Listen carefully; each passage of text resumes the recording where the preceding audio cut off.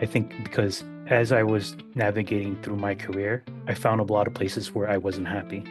It took time, and I found this place, and I'm actually happy that I'm here. And I think that allowed me to foster that growth here more than any prior experiences I had. My wife has noticed a change in my demeanor, my attitude.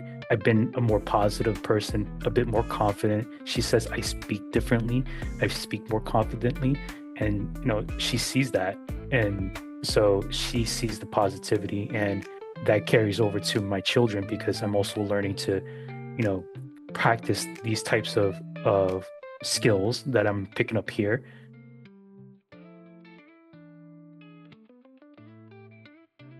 I'd like to present Davidson Nang. That's how I pronounce it, like in the Philippines. That NG is Nang. Is that how you say it as well? Yes, Oh, that's how. perfect. Great, great. So we work together in the same company, which I will not name here. But of course, if you look us up on social media, you can easily find where we work. But that's how we met. And do you remember? I remember the first day, but not exactly the exact conversation. I know that we were introduced because we actually sit in the same, how do you say that, very long desk. What do you remember of the first few conversations that we had? Some of the first few conversation, I think what helped me spark the whole like interest of like getting coaching and everything was that we were talking about communication, how to communicate, and the one focus was on the proper way to communicate. So if you recall, where I came from, it was like the communications are very structured. So you have to respond in a certain way, and that's usually how you're taught. So almost like this is the guidelines to how we do it in corporate, right? Come here, we were talking about communications, and one of the things that you brought up was like be genuine, right? Your communication should be authentic. So that kind of like made me think of, okay, that's interesting because I thought because of where we work, it's like they have a very structured way of communicating as well. And also to deliver as a particular um, role, you have to act and do things a certain way, which doesn't seem the case, right? That you pointed out. I remember that now. You were gonna reply on an email, and then I said, no, I reply on an email and I even put smiley faces. And then you're like, you do? I said, yeah. If that's how you feel, that's how you express yourself. I said, here we encourage people to be authentic. If if that's how you reply to people, then that's if that's how you want to communicate, then do that. I said, as long as you are respectful, you know, but yeah, to totally express yourself. Yeah, I remember it now. That yeah, that's right. That's right. How do you see yourself now, like fitting in after that conversation when I said, "Oh, just be your authentic self." What did that spark? So I think what that did for me was my communication style itself, because I was trying to write things a very like articulated way, more like very tailored, buttoned up type of mentality versus like actually getting my message across. So one of the things I was struggling with was making sure my what I communicate is actually what I'm trying to say. So as we're practicing being authentic, it was more of I'll write the way I want to write. It's still addressing the issue or whatever thing is at hand, but they understand me because it's concise, because it's me and they know me. Okay, so that resonates with me, and actually it clicked something in me because one of the things that I have been hearing a lot, um, and I'm talking about the Philippines this time, is they're saying like, oh, it's I'm having a difficult time conversing in English. And to your point is because, but to your point is you're having that you focus on how do I articulate myself in a specific way, like in your experience, in a corporate way. But for the Philippines, it's like, how do I express myself in English? More than thinking about what is the message that I want to convey. So when you thought about and focused on what is the message I want to convey, what is the message I want to give to this person, and forget everything else, lose the focus on being corporate and just be the authentic self and just express myself the way it is easiest for me, but just make sure that the message, you said, you used the word concise, then it became easier. That's right. That's awesome. That's awesome. So you mentioned, like, okay, communication is one. What were your other, okay, or should I say, were there any other cultural or generational blockers for you being an Asian coming into the company? You mentioned earlier that you came in from a different work environment. Right. So one of the things, if we look at it from a culture perspective, is that, we don't speak loud enough, so our voice isn't heard. But being that we're trying to always improve ourselves and move upward, to take on more responsibilities, whatever, I think the one of the things I struggled with back then was trying to be an effective speaker, right? And making sure that my voice is heard in a, let's say, an executive manner, right?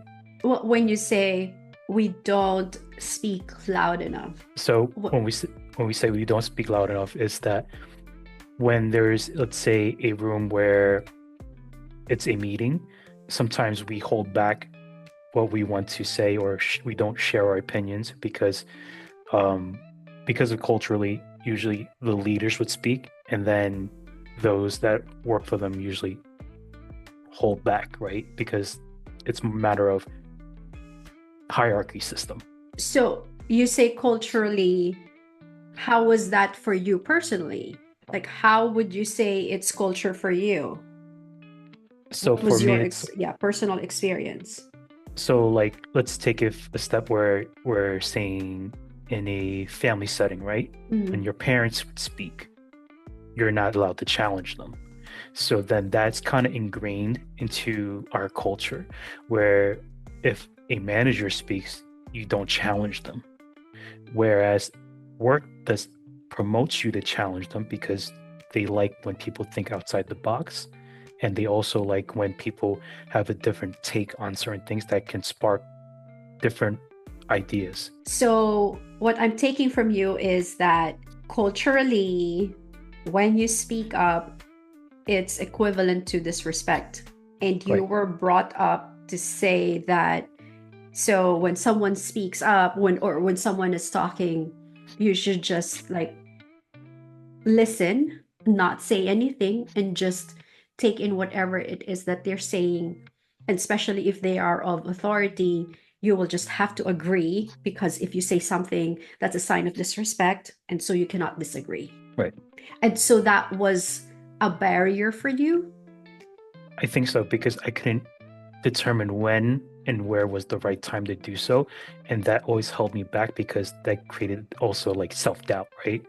Um, I want to move up forward and have a voice in things, but if I don't speak, then how would people know, right? So I think they went hand in hand. So tell me about the self-doubt. What's that self-doubt that you're talking about? So for my self-doubt, it's more of like, um, one is being new in the company, picking up things, learning.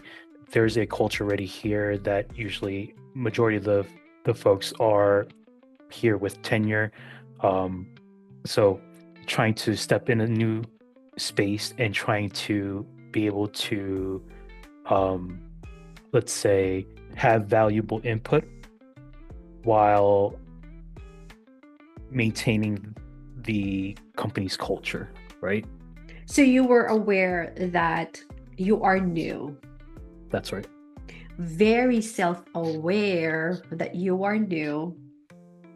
And again, that culture of respect is like hovering above your head, and you're looking at other people who have tenure, and you're looking at them that because they have tenure, they will know more than me, and they will be smarter than me, and they will be more skilled than me, they will be more talented than me. So um I'm a newbie, and so I'm just like, like right here in the corner. And I'm not going to be good enough, as I'm not going to be as good as them. So you entered with a lot of self-doubt. Yes. And how did you overcome that? If you did. I think it has definitely become much better now. I definitely feel more confident. Um, Two parts, right? There's one, management. My manager always promoting me as saying, you do good work. You need to speak on your work because you are an expert of what you do. At the same time, joining your coaching, you help me identify that, okay, I have my strong points. Let me lean in on those strong points, which is very technical, data driven, and I can be that expert. And I do feel confident speaking of those because I do know what I'm doing. I just need to make sure I express it in my own way. Okay, so there are two things that you mentioned there that I'd like to explore. The first one is you said management um, empowered you. Your management team or the leadership kept telling you, oh, you can do this, you're good at this, and we're giving you things and giving you projects and allowing you to take on the lead on certain things. And the reason why I said let's lean on that, because I have said that um, when you are in a career or in a job, the only way you can be successful is to have that partnership. And I had been telling other people that I'm coaching that you can consider it as having like boyfriend-girlfriend relationship. If you have that boyfriend-girlfriend relationship, it has to be a partnership. It has to be a give and take. So your manager and you are in a relationship. If if your manager is not allowing you to grow, if your manager is, oh, you feel that you are getting taken advantage of, then why stay? Right? If you feel that the relation if you feel that it's a toxic relationship, you're not going to stay. You're going to look for another boyfriend. You're not going to look for another girlfriend. It's the same way, right? But if you feel that, to your point, to your what you were saying is that, oh, my management team is telling me you are good, and they're making me feel like I am this, skillful and talented, and reminding me that I can do this, and giving me that opportunity to just feel confident about my skills because I do know it, then it allowed you to grow and it allowed you to become confident. So I think to your point, also what came out of it, like I started thinking about it, was that the manager or the environment fostered the growth as well, right? So being in that, let's say, relationship or environment, it promotes and helps build that confidence, gives you a little bit more of a push to do more and more and more. Yes. So that relationship or that environment inspired you because it allowed you to grow. It allowed you to become better. It gave you that opportunity. So it's actually finding um, that kind of relationship. Not everyone, I would say, not everyone can be that lucky to find a mutually beneficial relationship like that, where, that you both allow that you have that kind of relationship where uh they call that like symbiotic, like, like it's like mutually beneficial. Right. Is that right? Yes. Right, you both support each other, like they get something from the work that you do, and you're also getting something out of them, right? And the other thing that you said is, through our coaching sessions, you were able to identify your strengths. There came a self-awareness of, oh wow, like I am this. Like you already have those strengths. It's just that you didn't know it. And through the coaching sessions, through our talks, you were able to actually pinpoint um, your strengths and be aware of it and acknowledge the strengths and own up to it, and actually took responsibility and said, well, yeah, actually I am this. And how was your transformation? What changed from that time when you had that self-awareness to where you are right now? So from when we start, or when we identified where one, my strength was, acknowledging self-doubt, it allowed me to kind of be a little bit more relaxed on myself and saying it's okay to be imperfect, because imperfect is perfect. Everyone's unique, everyone's different. This is your style, these are your attributes, these are like what you are highly skilled at. These are not what you're skilled at, but you can still work on them. So through the course of the, let's say, the career so far, is that one, I acknowledge I am very strong with data itself. Technically, I'm savvy, but the business management side of things, that's where I needed to work on. It's okay. I am where I am, and it's okay. How I can manage in the business management side of things is speak to my strengths, because that's how I will also better articulate. And as I better articulate, the people that I'm speaking to, the stakeholders, the whoever it is, they feel confident because I'm confident in how I speak. Versus if I were to speak to them prior, I always had like doubt, gave them too much information, causing them to be confused, a little bit wary and concerned about like, why is he saying all this? I just need XYZ. That's awesome.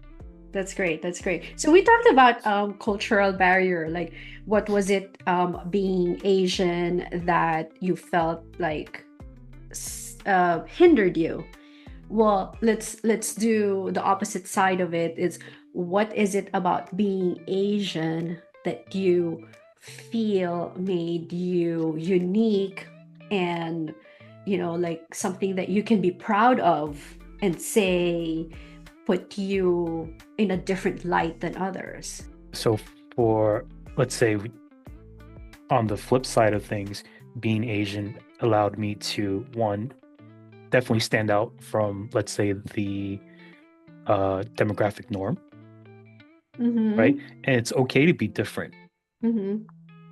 We're a big melting pot. So one of the things I've learned from being Asian is that we have humble beginnings, we have respect, we are very courteous, and that itself goes a long way, right? Because mutual respect also allows for your this people that you're working with better understand you. So culturally, we get along with people in general, right? So they are able to then connect with you, and that builds relationships within the company. That's awesome. Yes. Yes. Totally agree. Totally agree. One of the things that you do on the side, I know, is that you mentor Asian college students. Yeah, what's the reason behind you mentoring? Like, what's your purpose for doing that? I think it was one to help others and but also help myself, right? It's a two-way street. I saw that it was opportunity to give back, being that, I was first generation Asian American, um, didn't have much guidance to college career, um, getting into a job, what to do, how to navigate. So I wasn't equipped with those right tools. And I figure if I can help the next person, I think one would help our Asian community. And then two, it helps me break down what I've been holding back on and also reflecting of, okay, this is what I've learned about myself, and it helps me open my eyes a bit more about it's okay, my path was my path, but let's help the next person. So it sounded like you had a story, like getting into like like a journey that you went through. But so how old were you born here or you moved here? You said you were first generation. Tell me about that story. So, born here, my parents they came over and blue collared. Uh, we grew up poor. Um, be very blunt about it. We got moved from apartment to apartments because we couldn't afford the rent. Um, used to go to church for donation clothing, welfare, all that stuff. Um, so they were always at work or, never home. So they were always working. We never had the parenting side of things, and nor did they had the understanding of education and how to guide their children because they weren't brought up in that manner. So school itself wasn't something like that I was fond of because didn't have that discipline. Um, Getting through college, barely did good grades because it wasn't my focus. I just went because it was just my wife at the time just signed me up to go to college and see what can make of it, right? So that was my area where I learned I needed to step up and start doing something different, right? Or I would pretty much end up going nowhere. Through work, I think I had it hard because didn't know about internships, programs, where to start for experience. It was just trying to find a job as soon as possible, working through college, uh, paying off my tuition at the same time. So I worked full time and went to school full time. So my grades also hindered. So I couldn't join bigger companies because they looked at your GPA at the time, right? They still do, but like I didn't sign up for any internships. I didn't join anything for, extracurriculars to support. It was one of those things that hard to get into the door. So I just took any job as I could, low pay, and just trying to put in more time, more time, more time.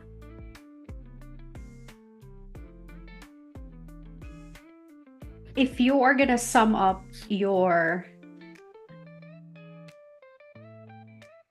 so you're mentoring now the college kids because you said, you went through all this, learned a lot of lessons, and now you want to pass it on.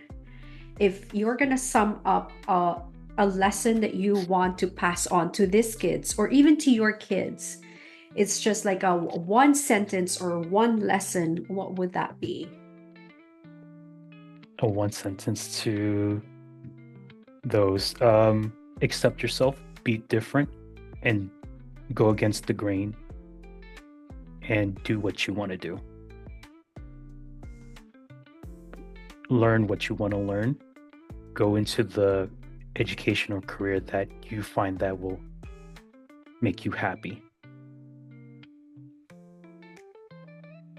I think because as I was navigating through my career, I found a lot of places where I wasn't happy. It took time, and I found this place, and I'm actually happy that I'm here. And I think that allowed me to foster that growth here more than any prior experiences I had for those years before this. Yeah, I think finding a happy place, it cultivates your loyalty. It's like, I don't want to leave here anymore. Like, I'm gonna stay here. It's like, I don't care if you pay me in bread and peanut butter. You're not gonna you're not gonna be able to kick me out. It's like, I'm gonna chain myself here because it's like a happy place, kinda, right? Right. So like the year, 2 years that I've been here, my wife has noticed a change in my demeanor, my attitude. I've been a more positive person, a bit more confident. She says I speak differently, I speak more confidently, and she sees that.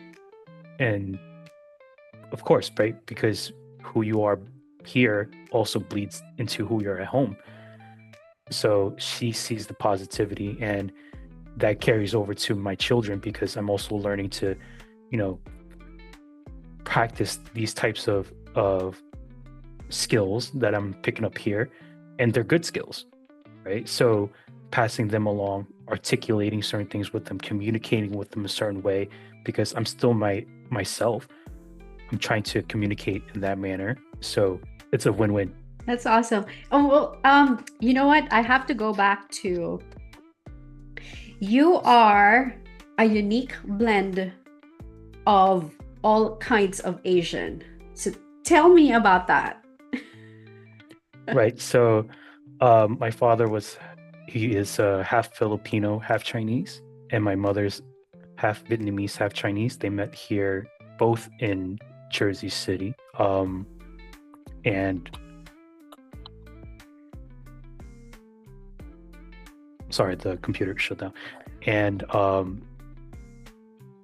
they were both going on their way to Chinatown for the blue collar work. My dad was a dishwasher boy, and my mom was working at the Chinatown bakery. So they always met at Journal Square. So then the main communication between the two was Cantonese, because my dad spoke Tagalog and Chinese. My mom spoke Vietnamese and Chinese. That's awesome. That's awesome. So how do you identify yourself? Asian. I thought you're gonna say it depends who I'm with or what I'm eating. Right. If I'm eating a bowl of pho or if I'm eating sinigang at the same time, right? No, I accept all the cultures. I think one of the things, there's beauty in all cultures, right? So like when my dad used to cook certain things, I didn't understand it, but now I crave those particular meals and I would make them. I wasn't used to like, sour soups at the time. It was always like savory, brothy, salt, all that stuff, right? But that kind of, as you get used to it, you understand like different is good. Like Vietnamese soup, right? Pho is beef stock boiled down for a very long time, simmered with spices. And sinigang, they used the tamarind, sour, salty, and two different spectrums, but both delicious, right? Yeah, yeah. So, I hear a lot of kids who have Asian, who are, identify as Asian, but were born here or grew up here, have that period where they have identity crisis because they don't know, do I identify as American, do I identify as Asian, and they see other people growing up, their friends, and they don't know, they have that inner conversations with themselves. And the thing is, I cannot relate because I was already in my mid-20s when I moved here. And maybe I just never internalized it enough, never had that moment where I just really sat down and talked about my own identity, or maybe I'm already connected to just, my culture by the time I got here. So did you ever have that? And if you did, and if you do, can you tell me about it? Right. So that identity crisis, I think while growing up where I grew up, first thing that stuck out was friends and others saw you as Chinese because that's they didn't understand like back when they were like they didn't understand there's different ethnic groups of Asian. So I was always identified as Chinese, or is that the Chinese kid, right? So I always assumed everything that we cooked at home was Chinese. I didn't know like what my dad made was Filipino because he spoke Chinese. I didn't know what my mom made was Vietnamese food because we spoke Chinese. So then as we got older, as we're learning these things, we're like, where'd you learn that from? Where'd you learn this particular food? Oh, did you not know? We're XYZ. I did not know because we only speak one language. So then it's like, okay, we only speak Chinese, but I'm born in America. I never learned anything about my Filipino heritage. I never learned much about my Vietnamese heritage, nor do we speak those other languages. So I gravitated to being more Americanized because the people around me are English speaking. So it becomes, I felt more American. But as we went to like different locations, like we would go to Chinatown, I didn't identify myself as Chinese because I felt like an outsider. I would go to, let's say, like in high school, we had some friends that were Filipino.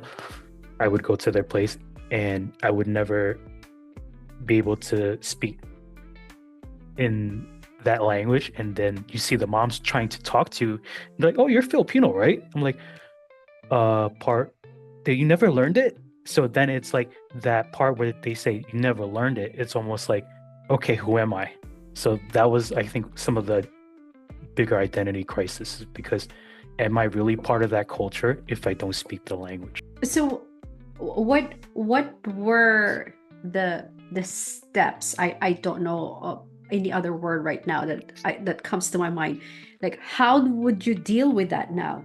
How were you able to establish your cultural ethnicity identity, ethnic identity? I think it's one is accepting who you are, where you and your parents came from, and immersing yourself in the culture, right? Because if you don't learn the culture, how can you be part of the culture? So, you know, learning from your friends, the parents, and, you know, the families, I think that goes a long way because that helps you bring back to your roots. Even if you haven't gone back to the Philippines or Vietnam, I think the people that you connect with is how you can bring yourself back to your identity. So how would you introduce your kids like the identity discussion with your kids? How would you talk to them about that? Like what's your ethnicity? What's your, background? So I think I had a conversation with my son because now that he's more vocal, it's like he goes, um, he thinks that he's Chinese, but I told him we speak Chinese at home because that is our common language. But keep in mind, grandpa is Filipino. Your grandma is also part Vietnamese. So you have roots coming from different locations. My wife is primarily Chinese, but she's also Spanish. So I told him, we have a good mix of different cultures in us, so like how I help him navigate that is bringing him to different places to eat, trying different food. He's used to certain cooking and that's fine, right? But like having him try certain foods, I think exposes him to say, this is unique and it's still delicious. Oh. I think that's a unique Asian thing is that we are always very open to, Trying foods. yes, it's just like anywhere you go in Asia, they always have many different, just like different kinds of food. They're very open to trying different cuisine. Yep. We don't discriminate. We just eat anything. So one of the things we did was we went to Mama Fina's, right? And I Yes. told you recently we went. So um, one of the things that my daughter is very fond of is eating just noodles. So she's used to my mom making noodles. It's usually like Chinese style or like Vietnamese soup style, but she's not really seen like the Filipino style. So when we ordered, I made sure to grab like the pancit bone, Yeah. and she was like gobbling it up, right? So then to me, that's me doing justice by bringing a little bit of the culture to her, right? So when she knows like she liked that, when we go back to a particular restaurant, she knows that that's her dish. Oh, that's awesome. That's great. That's great. That's the Filipino in her. It just comes out naturally, like, oh, I gravitate to pancit. Yep. Is there anything that you want to talk about that I haven't asked you about?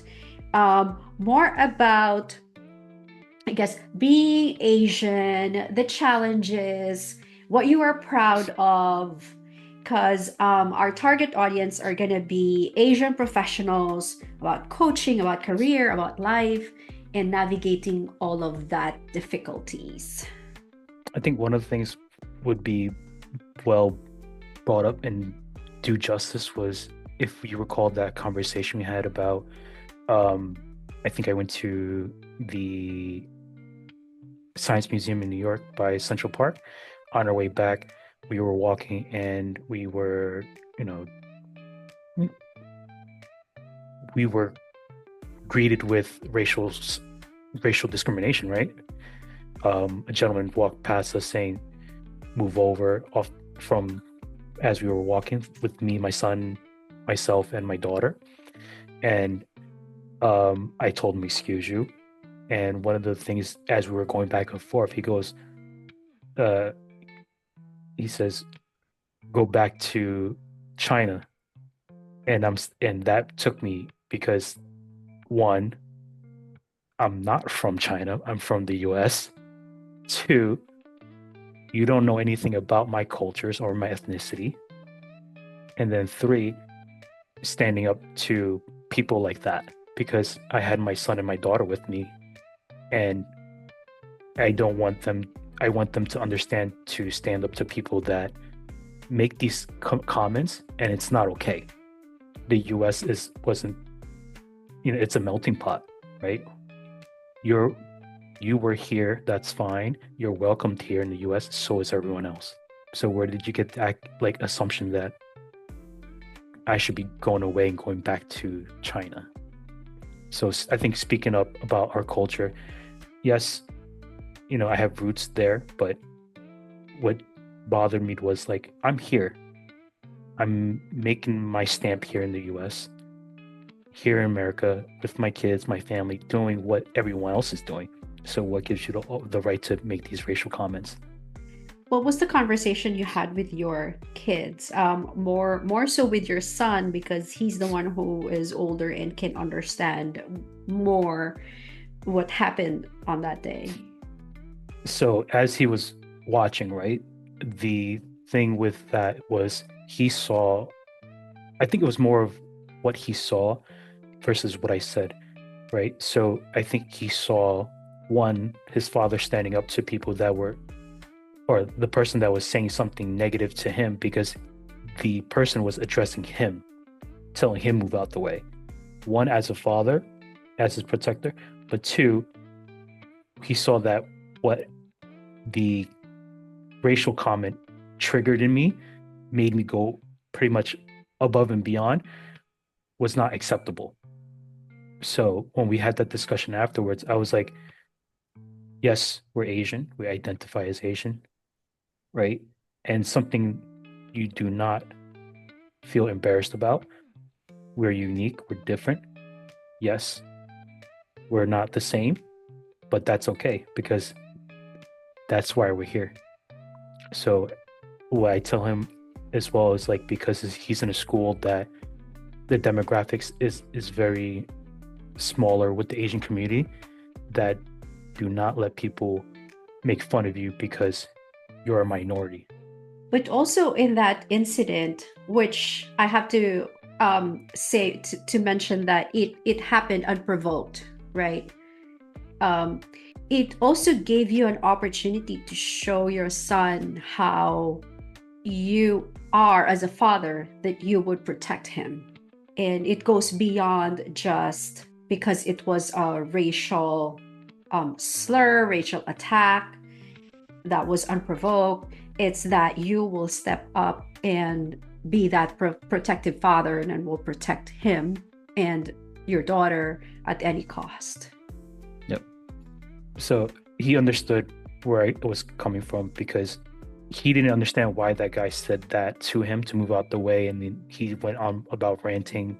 Um, One, it's the way he spoke to who he spoke to, and then three, what he said. So making sure like my son understood like none of that is okay. Yeah, for an older guy to speak to a child like that way, that's not okay. Yes, totally. Totally. And then to use a racial to pull that racial card again is not okay. Like he shouldn't have.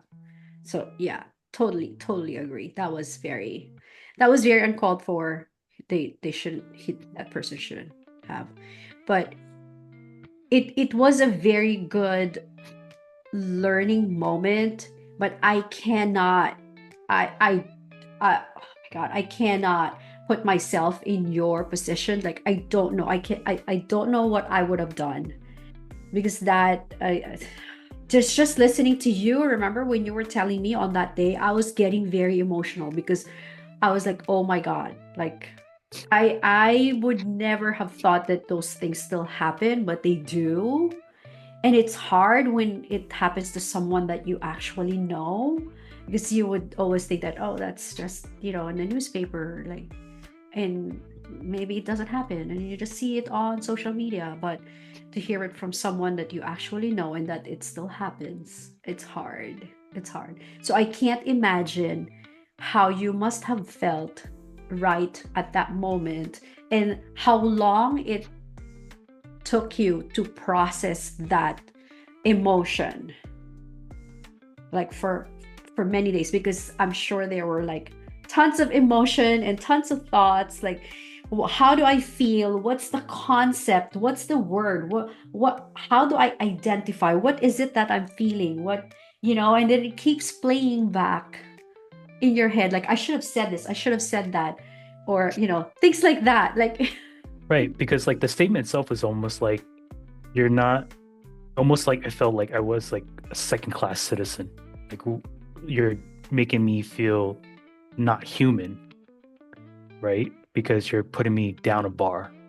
And then I think that carried for a few days because like to your point, 2024 we're still doing this. It doesn't make sense, right? Because we're in a space where socially, economically, you have different people of life, cultures, whatever. We're in a big melting pot. So how do you go about saying certain things like that, right? So that itself was shocking, but at the same time, that says a lot about that person, right? So I think one of the things that when we were talking about was like I have to just accept that it wasn't a problem with me. That person had a problem.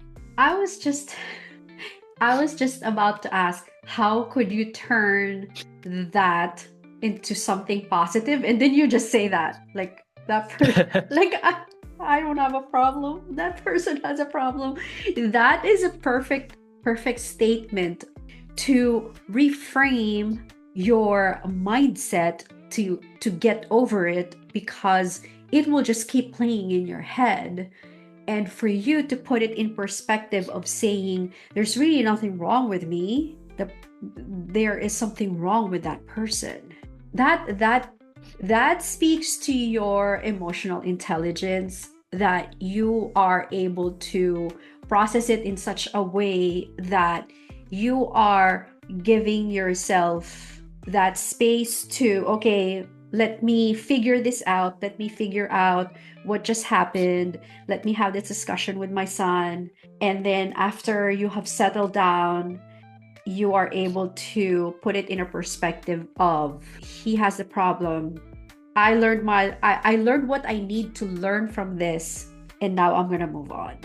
Thank you so much for your time. I am just so excited that you're able to share your time, share your story, and inspire other people, because I know I've seen your growth from starting from, like you said, what you said earlier, from that self-doubt to now feeling more confident, and then your story of how you started and how you struggled from your school, and now you are in your happy corporate place. And looking forward to that growth in your career, because you found really a nurturing team where you feel empowered. So thank you so much for sharing your story in my podcast. Very welcome. I appreciate you as a coach. So any way I can give back as well, I appreciate you. Thank you so much.